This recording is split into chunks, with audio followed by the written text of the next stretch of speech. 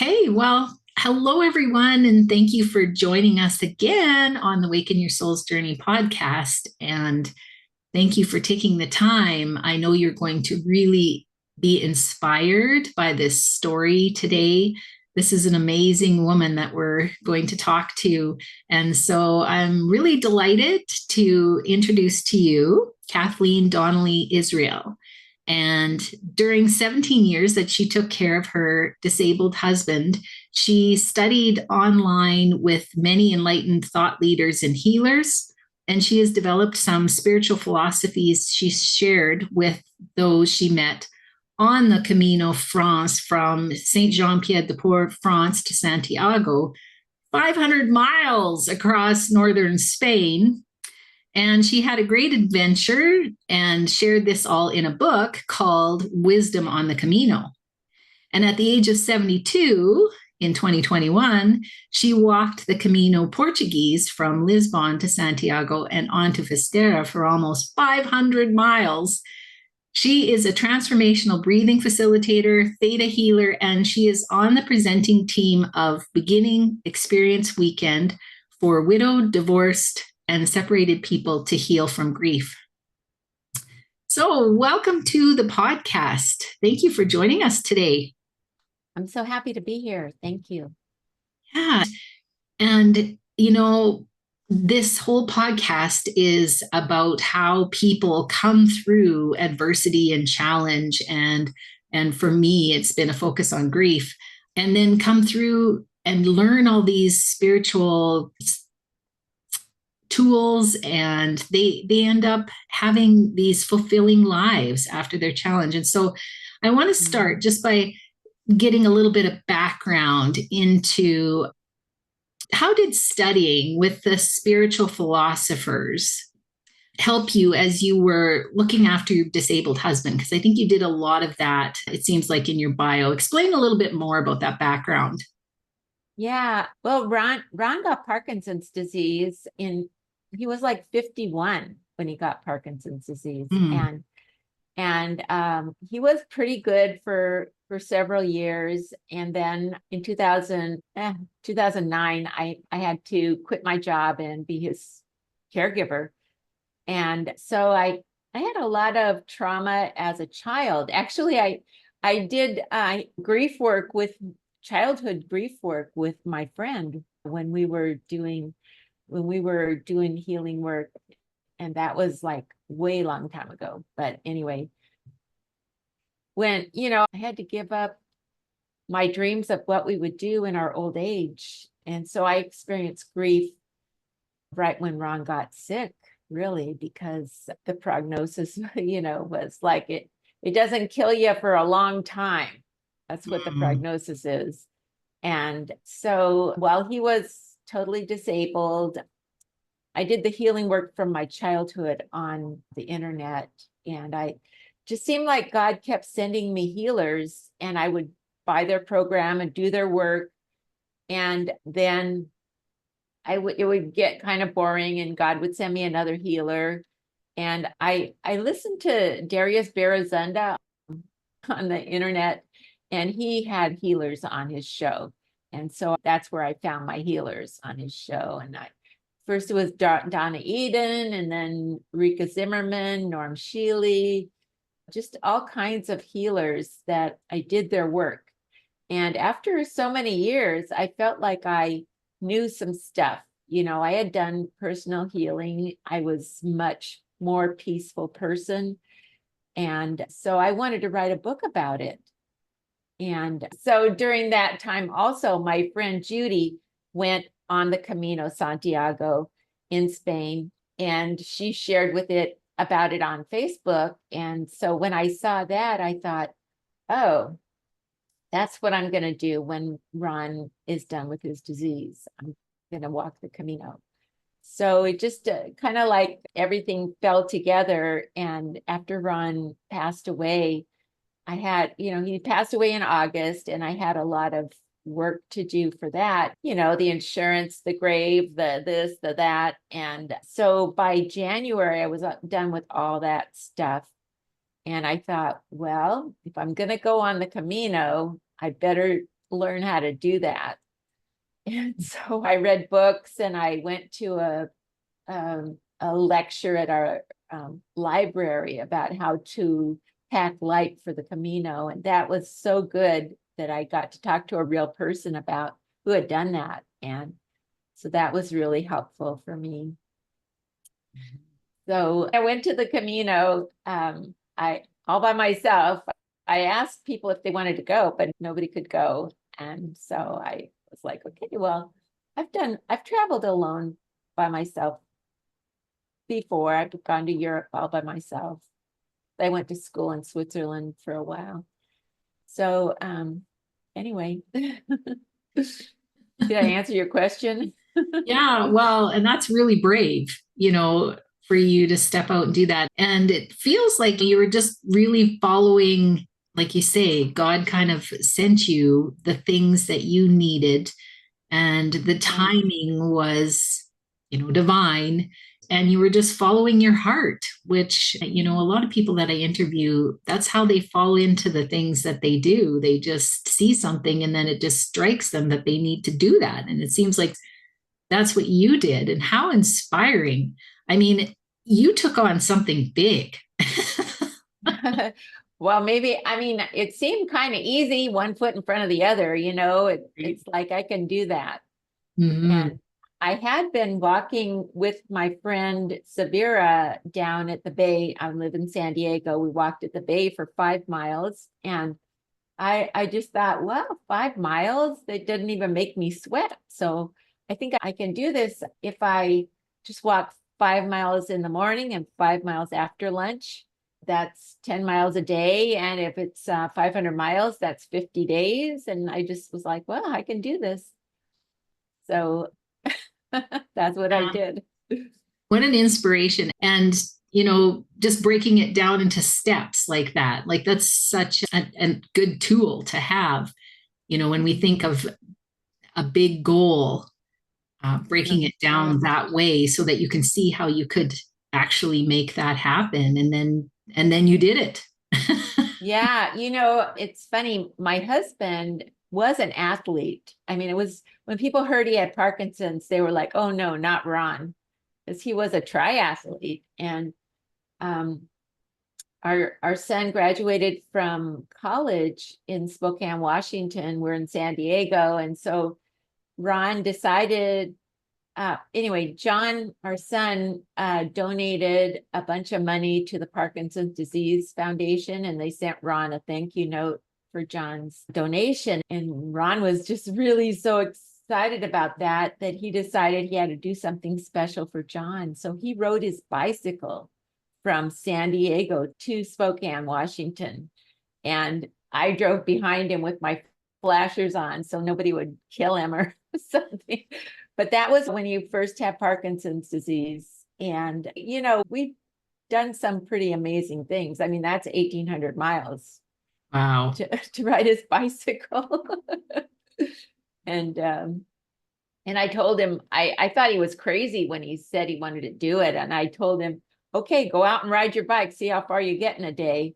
And it was 35 miles. And so I did the math and I was like, okay, he's graduating in May. We need to leave in March, and we just did that. Wow. How incredible. So tell me a little bit more about when you were walking the trail. It talks about how you had shared your spiritual philosophies with the people that you met. Yeah, I really felt like God was, well, my angels, I felt like my angels were just pushing me in the right directions. I met people and they had trouble. I mean, when you're on the Camino, one of the ways you become friends with people is you say, why did you come on the Camino? And then they'll tell you, and they'll say, why did you come? And then you tell them, and then you have told each other your troubles. And I mean, a lot of people go on the Camino because they had some trouble in their life and they need to do some deep searching. And so a lot of people, it's like they'll say, I can't live my life anymore. And then somebody will tell them, well, why don't you go walk the Camino? And because it's a walking meditation. It's very long. You can get all your thoughts out while you're walking 500 miles. Yeah. Yes, there'd be time to do it. Yeah. Yeah, and the Camino is such a gift because they have it all set up across northern Spain. They have these places called albergues, and the pilgrims stay in the albergues, and they're just every so many miles, and you just pick an albergue and stay there overnight, and then you get up in the morning early and start walking again. So it's really set up. It's great. Yeah. Yeah. Yeah. And so you met a lot of new people and, Right. and Oh yeah, you were asking me about the people. So the first night I was on the Camino, I met this guy. I came into the albergue and this young man said to me, "Oh, my friend is very sad." And I went over and I sat next to him and I said, "So why are you sad?" And he said, "Three of my friends died separately in separate situations, and they were my dear friends, and I can't live my life anymore.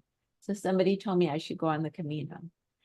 So I told him, "Okay, well, I know what you're talking about. My husband died and my mother died. My husband died in August and my mother died in December." mm, And so those were like two major people. It turned me into the matriarch of the family, for gosh sakes.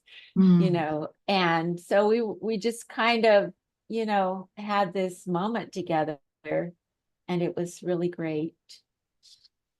Another time I met a man. I was at a monastery and they provided the food, so we all had our little trays of food, and I was looking around, where should I sit? So I sat over by this guy, and there were lots of people. So I asked him why he went on the Camino, and he said, he was in the military and he had a week off and he decided to walk the Camino. And he said, "Why did you come?" And I said, "Well, my husband died and I just needed to get away. And so I decided to walk the Camino." And I told him that my husband had Parkinson's for 17 years and I took care of him all those years. And he was really surprised. He said, "You took care of your husband for 17 years?" And I said, "Yeah, when we got married, we said till death do us part." And I remember sitting there, was 20 years old, was sitting there on my bed the night before we got married. And I just said, whatever, my life is not going to be my life anymore. My life is going to be our life together. And so if you have a marriage like that, then somebody's going to be taking care of somebody at some time. And really, my husband took care of me. I had a car accident one time and he took care of me. So the lady next to that guy elbowed him in the ribs and said, "Tell her the rest." And he said, well, he had married this woman and she had a child. And then he decided he got married too young and he left her. And that's why he was walking the Camino, to find himself. Mm. And I guess he looked really sheepish after me saying I was 20 and I decided, that my life wasn't going to be my life anymore. And so I told him about Ho'oponopono, which is a Hawaiian healing technique. Do you know about Ho'oponopono? Yeah. Hmm. Yeah. So I told him about Ho'oponopono, and I wrote it down for him, and the lady next to him took a picture of it so she could have it too. But the Ho'oponopono is a Hawaiian healing technique for the family, and it helps you loose the binds you have with the people that you have discord with. And so I just thought, if he has discord with his wife, maybe he needs to do the Ho'oponopono to clear that. And the way it goes is you say, "I love you," and it's, "I love God. God loves me. God loves that other person. They love God." And if you can say it, you say, I love them and they love me. But if you can't, then you don't have to. So it's, I love you. I'm sorry. And it's not, I'm sorry I did anything, but it's, I'm sorry this situation exists between us. There's a situation here.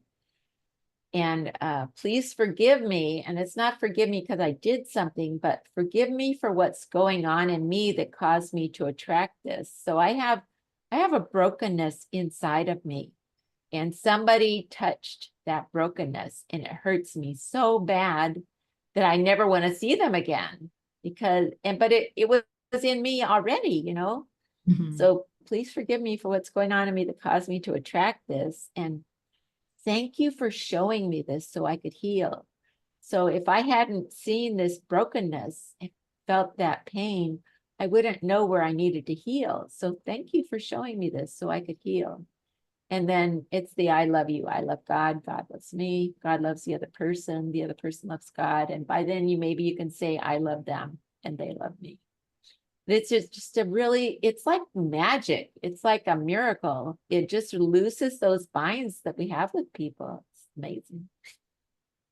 So Yeah. anyway, I told him that. And then I told him, I said, and you know, if your wife finds someone else to love her, that man is not going to love your child as much as you do. And he said, you know, that's very true. And so anyway, the next day I saw him and I was going to tell him a little bit more about Ho'oponopono. And he said, no, you told me enough. You already changed my life. And he didn't want any more information. But that made me feel so good that I had helped somebody, you know, Mm-hmm. Yeah. with And my, isn't you that, know, yeah, the whole idea of service to others really is healing for ourselves. And yes. yeah, that's a lot of people step into that kind of situation after a loss because it makes you feel good to help others. And it does. Right. Mhm. Yeah, beautiful. Tell me a little bit more about the adventures that you had and the things that helped you heal along the way, because there must have been moments where you, like you said, you had all this time to walk and Right. to process. What were some of the things that you were able to heal along that path? You know what? I was, of course, I was feeling the grief of not having my husband with with me. I mean, even though he had Parkinson's disease and he couldn't even move, I could take his arm and put it around me and sit there next to him and feel, you know, like he loved me, you know, he was holding me sort of, you know, and I used to take him out on dates. I'd dress him up in his suit and we'd go to the theater, the live theater in San Diego, the Oak Globe Theater. And I did really miss having a date, you know, or Mhm. having Ron there, even though I had relief also when he died because I didn't have to be a caregiver anymore. And my health was way down when I was done taking care of him. I was, yeah, my health was way down. I was strong, you know, from walking, but actually on the Camino, I got sick several times and I had to stay where I was. But anyway, it was an adventure. The whole thing was an adventure. Oh my gosh. Like the first day I walked, so I got there in Saint Jean Pied de Port and they said, nobody can go over the mountain. Because what you do first is you go over the Pyrenees and then you go down. And nobody could go over the mountain because it was snowing. Mm. So they gave us a map and it had a picture of a building and it said, here, turn here. And I'm like, really? I mean, there were no street signs.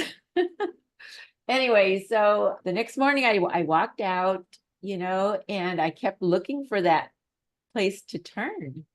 And I kept walking. I walked like four miles and I got to this place and it said Orasan. And I'm like, I'm not supposed to go. Orasan is in the Pyrenees, you know, and I'm like, I'm not supposed to go that way. And so I saw a man in his yard and I tried to talk to him. He didn't speak English very well, but he told me that I was supposed to, he told me, well, you can walk across all these fields and meet up with the Camino over there. And I'm like, I'm not walking across fields, I'll get lost. And so I walked back to town and I found the place where I should have turned.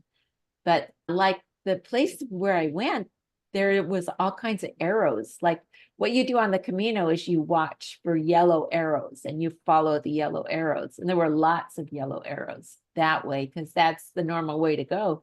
But go on the other way, there were hardly any yellow arrows. And I just turned at this place. I saw some other people going that way too. And I thought, well, I hope they know where they're going. I mean, obviously nobody knows where they're going because most people don't go back again Yeah.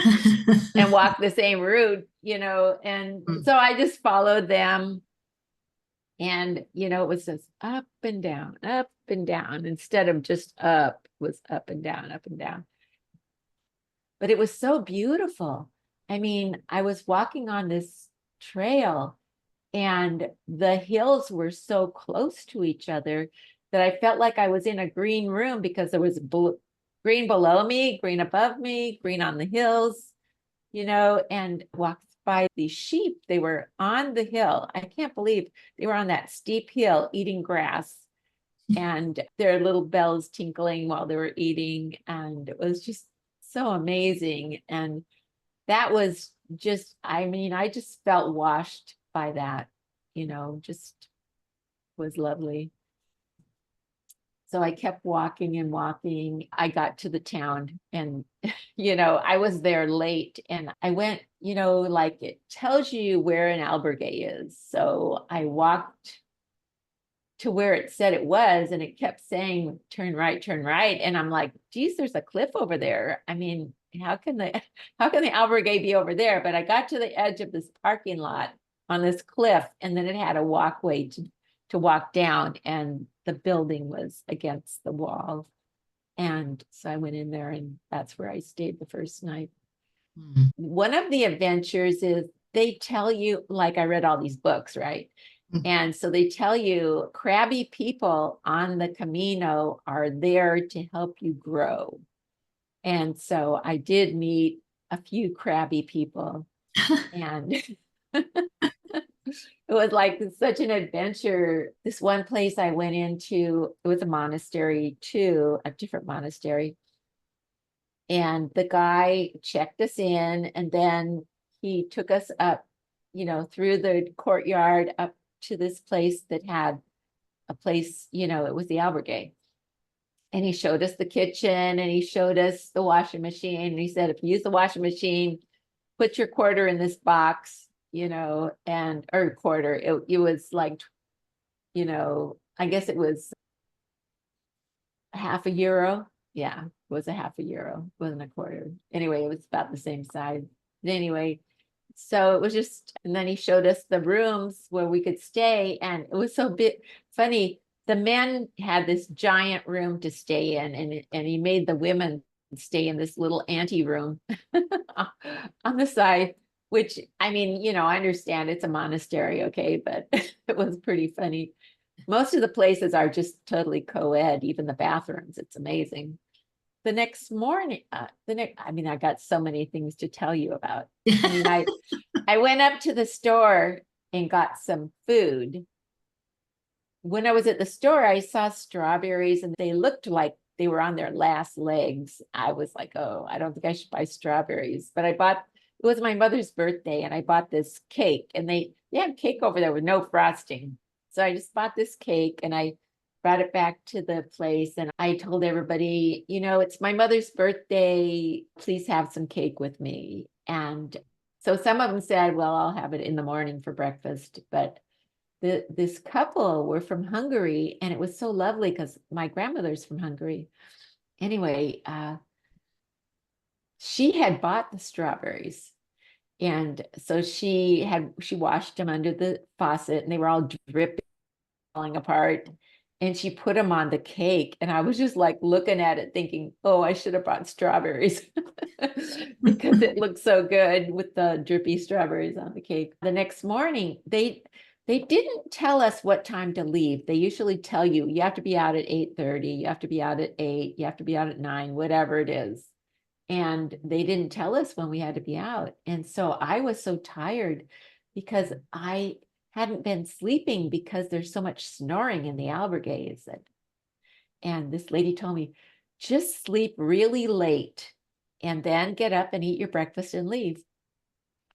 And so that's what I did. And I was in the kitchen making my breakfast around 8:30, and this guy comes in, the guy who checked us in. He came in and he started yelling at us in Spanish. And I was just like, I'm just going to pretend like I don't even know what he's talking about. And so I just made my breakfast, and then I made my lunch, and he came in and he, like, his eyes were bugging out. He couldn't believe I was still there. And he started yelling at me again.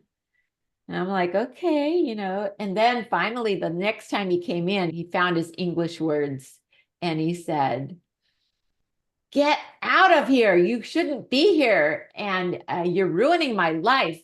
And I said, well, I'm sorry. I'll give you some extra money or something. And he said, no, you can't pay me for my life. I should be home taking care of my children, and I can't clean the kitchen because you're still here, whatever he said. And I was like, oh gosh. And so I just put my food away and got my lunch together. And I went and got my pack because I was already dressed. I went and got my pack and put it on. And I didn't put it on yet. I put it down, and I was going to go in the bathroom. And he was standing in front of the women's room with his mop going this way and his broom going this way across the door. And he said, no, out now. And so I grabbed my pack. I was like trying to imagine leaving on the Camino without going to the bathroom first. I mean, I'm an old lady, right? And anyway, I walked down the stairs very carefully. I was very careful not to fall. And I met this lady in the courtyard, and she said, just leave. And I said, well, I don't even know how to get out of here. There were all kinds of doors. I didn't know which one to open. And so she walked over and opened this door and let me go in. It was the place where we came in so I could go out. But I saw a restroom there, and I'm like, ooh. So I went into the restroom, and when I came out, that guy was standing there in front of the restroom, and he had his hand out like this, and he had I had a safety pin with a bunch of medals. I had a medal of Mary and some queen, I don't know, also Saint Jerome.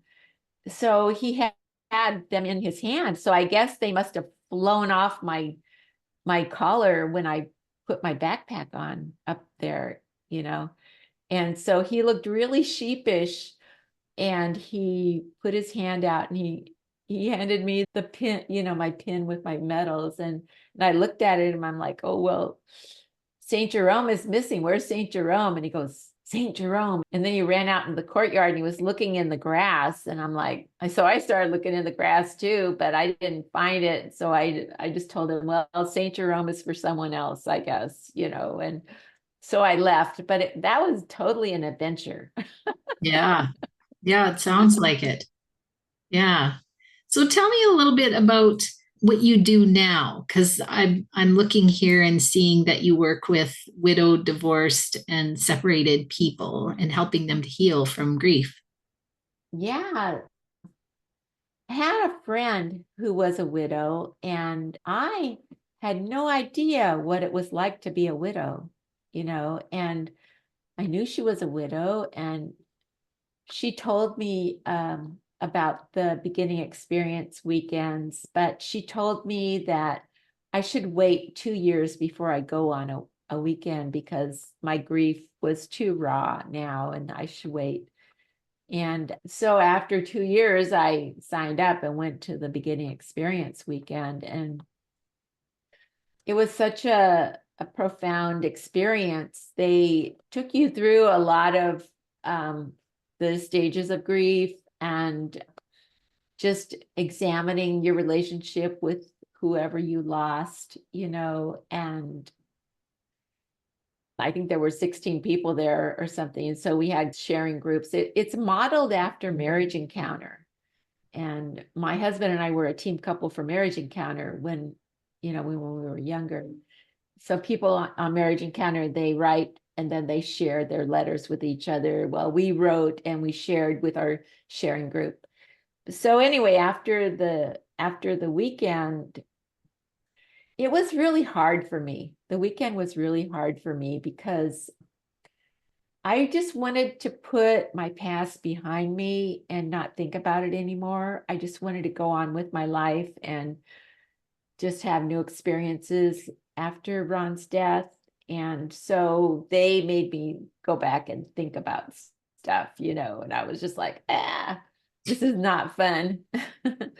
But it was so healing. And really, after the beginning experience weekend, they have continuing beginning experience. And so I went to those and they said, just trust the process.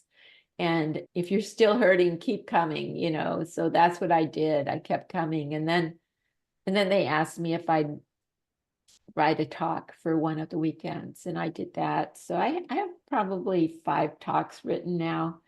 And so when you write talks, you learn so much. Right. And you really examine things. So anyway, that's what I did. And it's for widowed, divorced, and separated people. So there were a lot of widows there. But anyway, I do that. And it's really good to get together and it's really good to learn and grow, on the beginning experience. It's called the beginning because we're beginning our life alone. Right. Right. Mm-hmm. Yeah. Starting a new chapter. Yeah. And it's important that, you don't try to do that alone. I mean, some people do, but it's so much nicer to have, like you say, you met those people on the trail, you're meeting people through this weekend experience. And it's like, there's a lot more support and you can support others. And so what a beautiful journey that you've had. It's amazing and it's inspirational for sure. Yeah. Do you have any final advice for anyone? Advice that you can share from your experience? Yes, I have some advice. Although I always tell people don't take advice. But anyway, this is because you need to figure it out. I think that worrying is like making up a sad story and believing in it. So I think worrying is something that we should not do. And I know that when we've had trauma, we will be sizing up situations and thinking about the things that could go wrong. I mean, that's what people who have had trouble do. But when you worry about someone, you're like sending bad energy to them. And there they are trying to do something maybe spectacular, and you're worried about them. And so it would be better to like make up a good story in your head and think about it and send those vibrations to the person that you're worried about. Yeah, I love that. It's wonderful. I wrote this book, Wisdom on the Camino, and really when I got home from the Camino, I thought, well, I better write my book. And then I was reluctant to be teachy. It's my first book. And so I remembered I told people those things on the Camino. And so I wrote my book about walking the Camino and telling people my healing, philosophies. So it's called Wisdom on the Camino. Wisdom on the Camino, a spiritual journey sharing forgiveness and possibilities to inspire the rest of your life. You can get it on Amazon by Kathleen Donnelly Israel. But I want to tell you, I have a gift with purchase for my readers. On the page across from the table of contents, it says, read this first. And so what you do is I made a website and portfolios with my pictures from the Camino. And so you can see the pictures while you read the book. So you have to double opt in. Sorry about that, but that's the way it is nowadays. Yeah. And then you can just click on chapter 1 and you see the pictures for chapter 1 and chapter 2. So that's my Awesome. gift. Yeah. Well, thank you for that. And I encourage people to go and check out the book and check out. And leave a review. Yes. Read the book, leave a review. Thank Absolutely. you. Well, thank you again. I really appreciate it. I And appreciate you too. Thank you. thank you so much for doing this. And thanks everyone for listening, and bye for now.